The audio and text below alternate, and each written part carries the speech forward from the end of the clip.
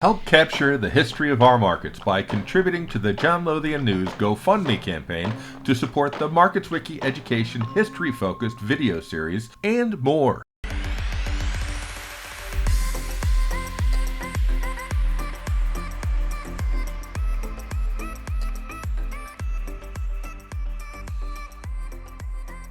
I graduated with a degree in psychology and from a really small liberal arts college.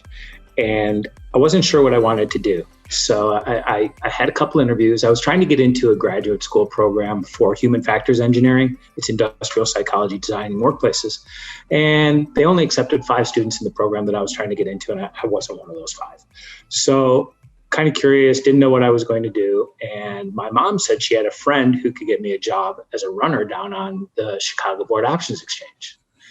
And I went and talked to Larry Hansen, and Larry interviewed me, and he said that he could offer me the job, wasn't going to pay a lot, but he'd be more than happy to have me as part of the team. So, Larry, you just learn to tighten the belt a little bit, and things get better down the road as you serve your time.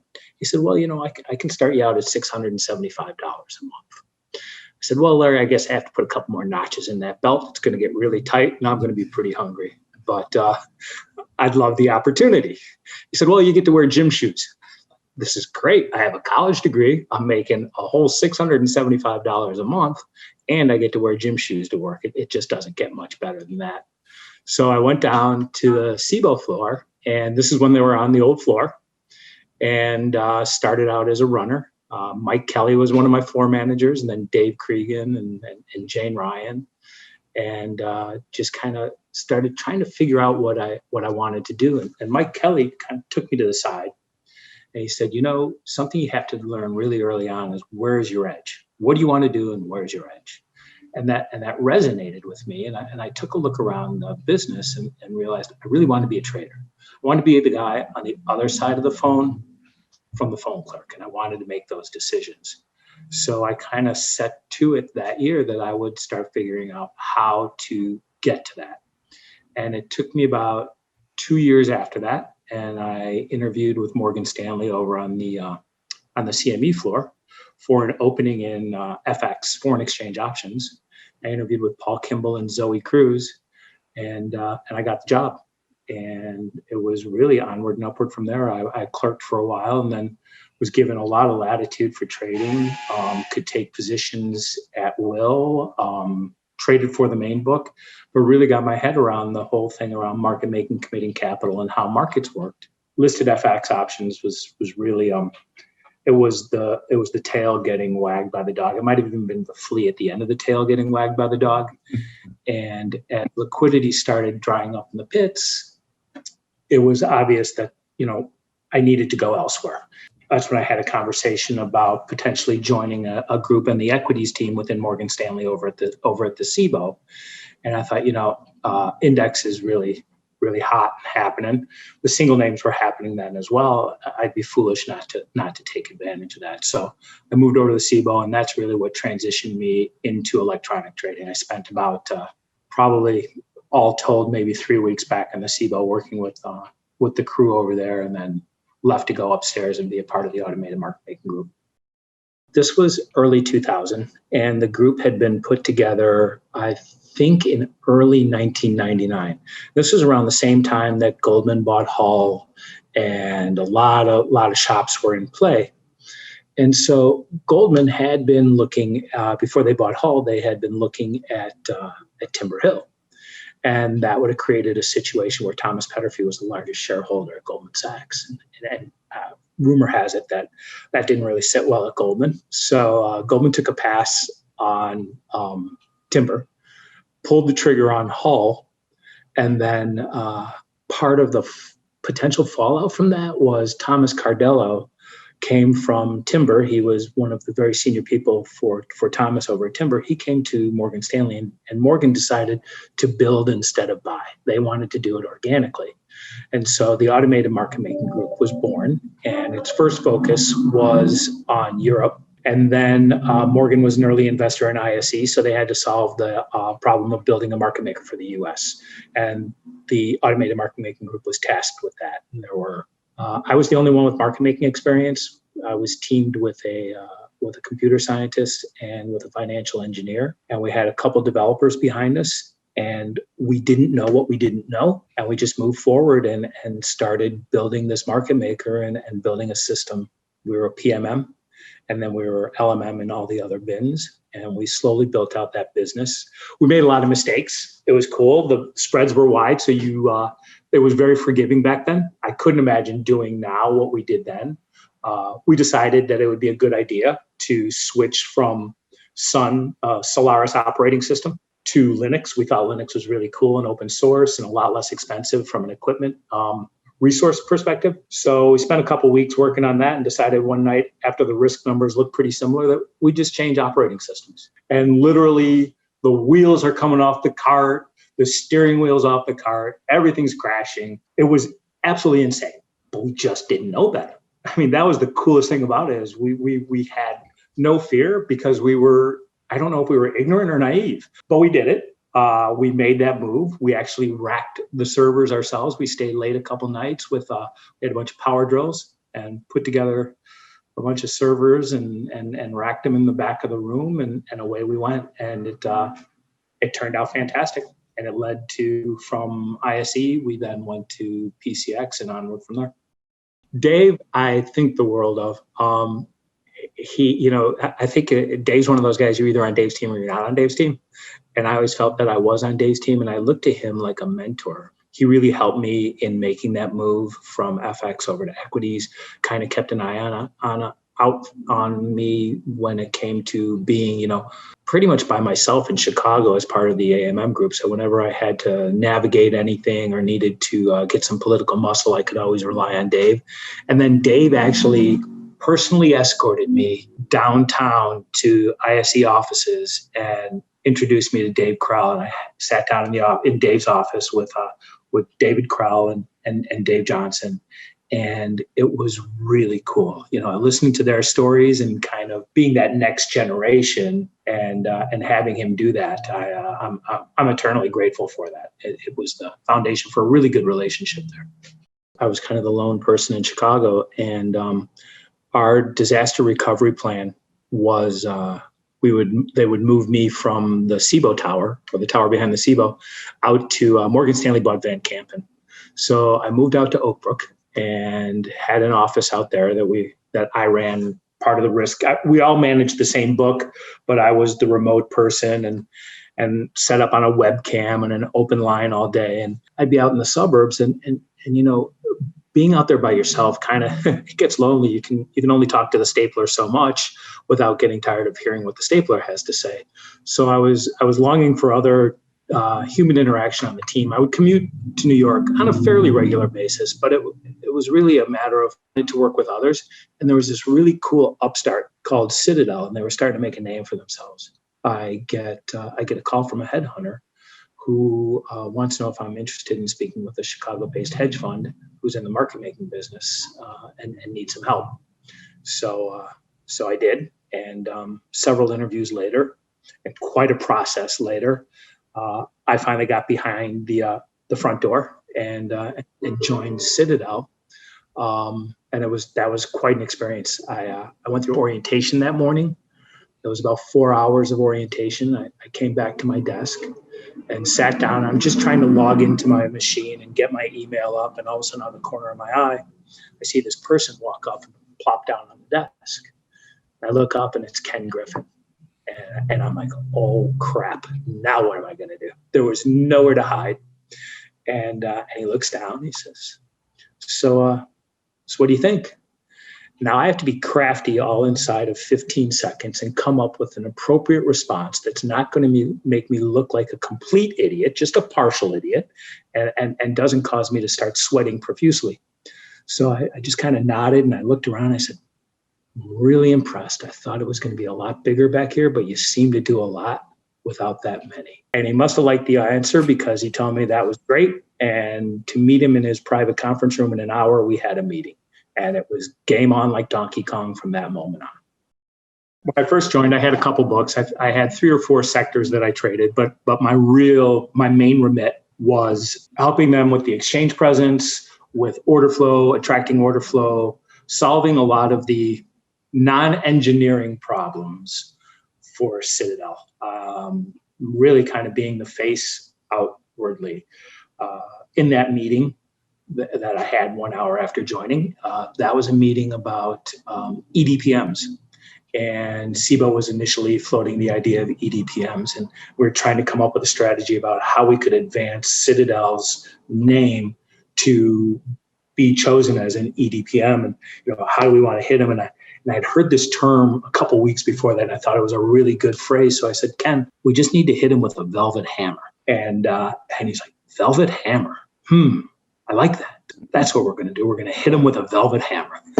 So we worked on that. We ended up getting awarded the EDPM.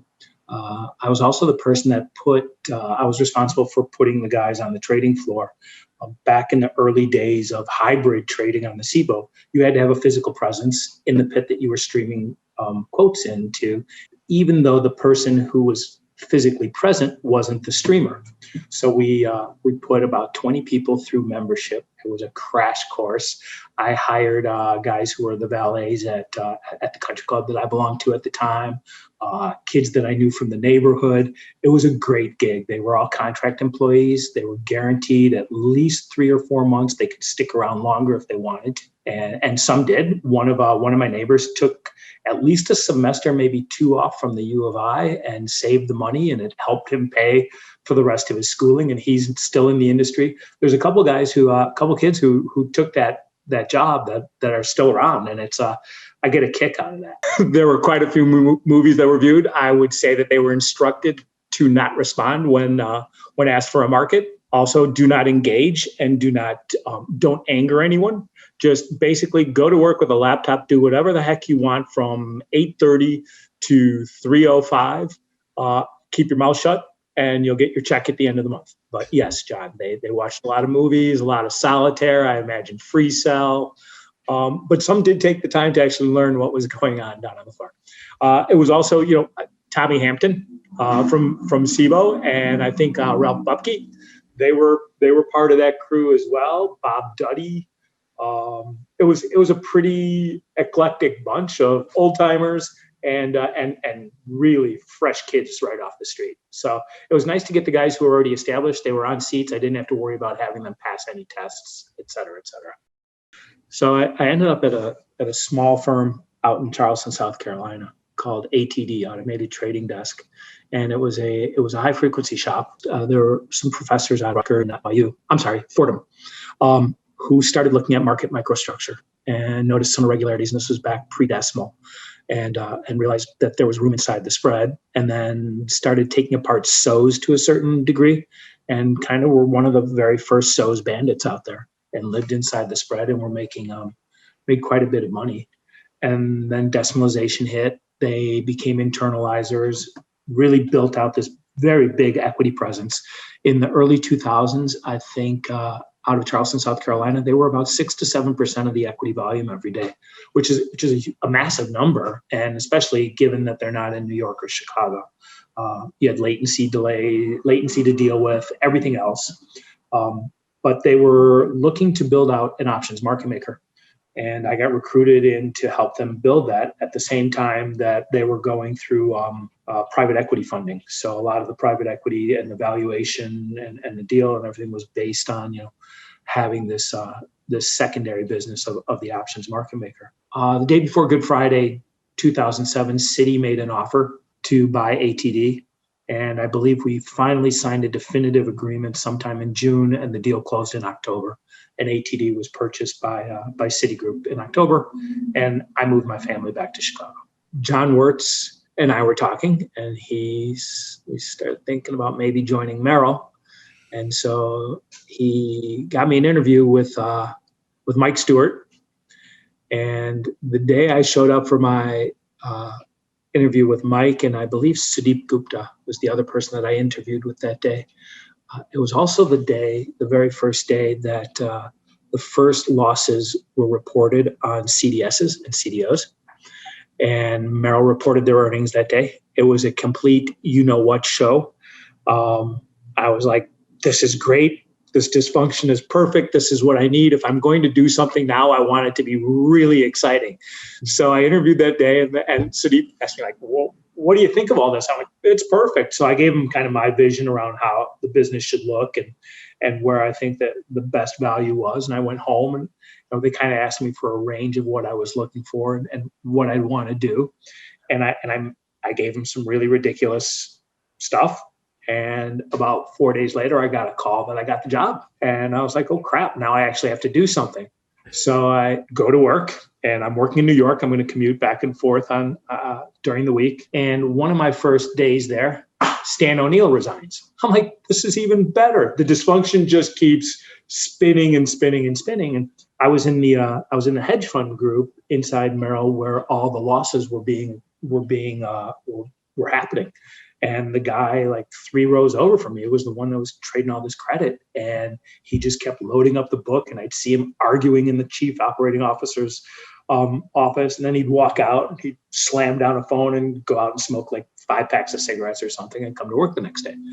So this whole thing, this just hornet's nest is happening. John and I get invited by Mike Stewart up to the executive lunchroom at the top of the building in Lower Manhattan. And it's like something out of one of those old school movies. The only thing I can compare it to as far as coolness factor is when you become a member at the Board of Trade, you get to go in the basement and you sign the book or the ledger that's been there, and it has everybody's signature that's ever been a member at the Board of Trade. That I thought was like the coolest thing I had done. Roll the clock forward, and I'm at the executive dining room at Merrill Lynch. I have a BA in psychology from Benedictine College, Atchison, Kansas. Total enrollment, 825. What the hell am I doing here? Mike gets a call, and we find out that John Thain had taken the job.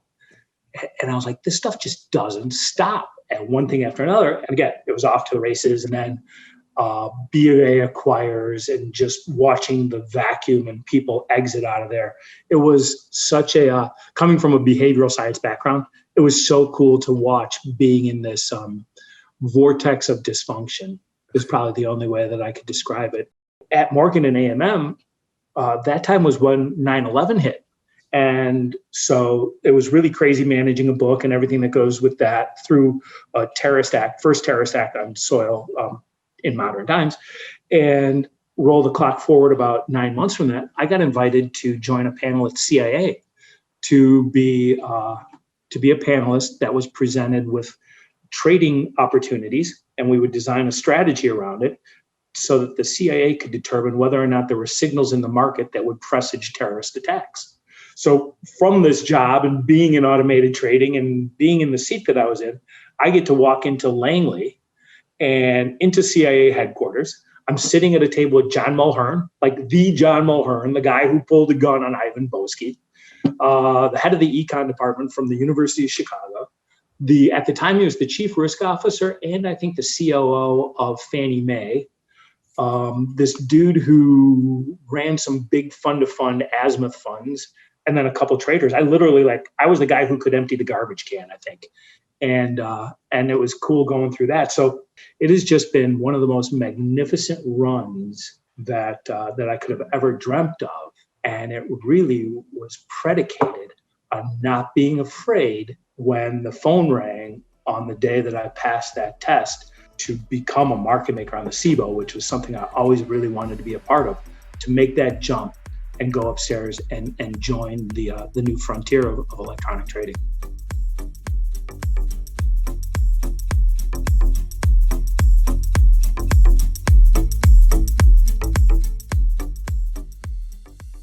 John Lothian News would like to thank those individuals who have contributed to our Markets Wiki Education GoFundMe campaign. Their financial assistance allows us to produce and distribute videos like this for our Open Outcry Traders History Project or the Path to Electronic Trading video series. Join them in supporting John Lothian News, capturing the history of our industry.